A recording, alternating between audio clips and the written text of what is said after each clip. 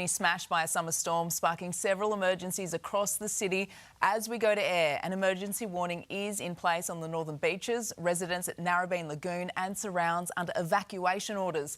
More than a dozen people have needed rescuing across Sydney, with cars submerged and homes flooded. Meanwhile, at Great Mackerel Beach, a landslide has damaged a number of homes. One woman there needing treatment from paramedics. The storm system claiming a life further south past Wollongong. A woman killed after her car was struck by a falling tree branch on the Illawarra Highway. For more, reporter Gabriella Warner is at Narrabeen for us this morning. Gabby, good morning to you. The rain was relentless overnight, but conditions have improved in the past hour or so. Good morning, Jack. Well, conditions might have eased, but it certainly isn't pleasant. It's dark, it's gloomy, it's windy. As you can see across the road from me, there's a caravan park there. I mean, can you imagine the night that those campers must have had?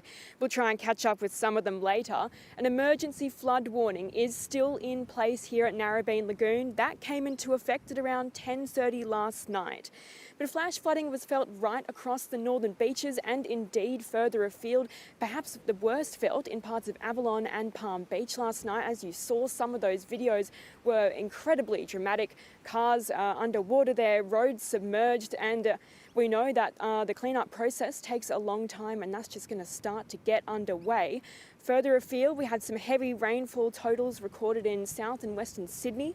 In Liverpool at the Georges River, there was 70 mils in the 5 hours to 5:15. In Peakhurst, 45 mils in 1 hour to 4:30. And at Kelso, 40 mils in the same time frame.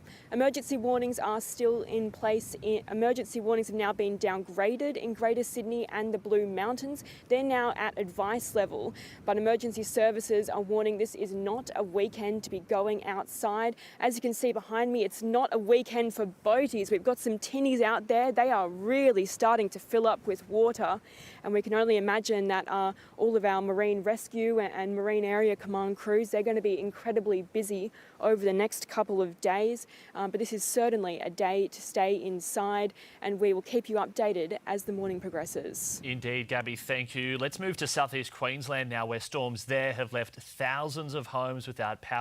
Straight to Abby Gearin in Brisbane. Abby, many homes are still without power.